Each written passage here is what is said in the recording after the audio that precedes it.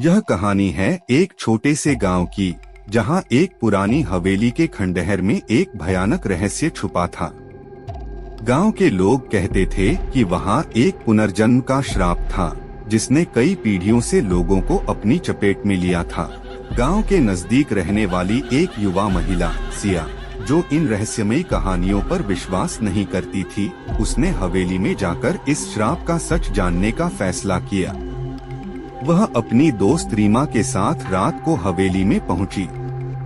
दोनों ने जैसे ही हवेली में कदम रखा, एक ठंडी हवा का झोंका आया और दरवाजे अपने आप बंद हो गए।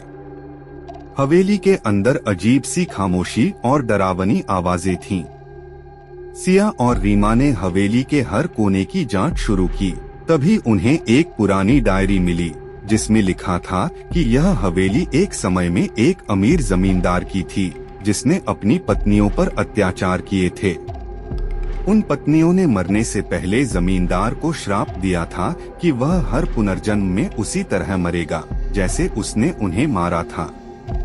डायरी पढ़ते पढ़ते सिया और रीमा को अचानक अजीब सी आवाजें सुनाई देने लगीं।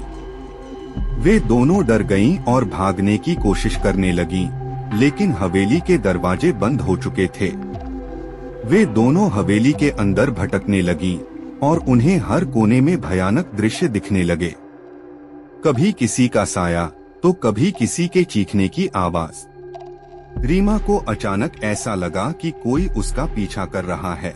सिया ने रीमा को पीछे मुड़कर देखा तो वह गायब हो चुकी थी। सिया ने उसे हर जगह ढूंढा, लेकिन रीमा का कोई पता नहीं चला। सिया को अचानक एक गुप्त कमरे का दरवाजा दिखाई दिया। उसने हिम्मत जुटाई और दरवाजा खोला। अंदर उसने देखा कि रीमा बेहोश पड़ी थी और उसके चारों ओर अजीब से चिन्ह बने हुए थे। सिया ने रीमा को जगाने की कोशिश की, तभी एक भूतिया साया उनके सामने आ गया। साया ने बताया कि वह जमींदार का भूत है और उसे श्राप ने बांध रखा है। साया ने सिया से कहा कि वह उसे मुक्त कर सकती है।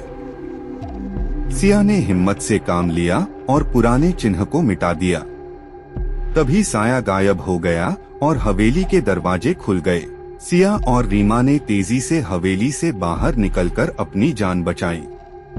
गांव वाले उन्हें देखकर हैरान रह गए और उन्होंने सिया की बहादुरी की तारीफ की।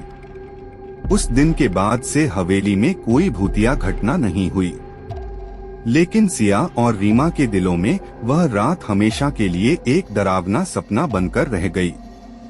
क्या आप इस हवेली में जाने की हिम्मत करेंगे?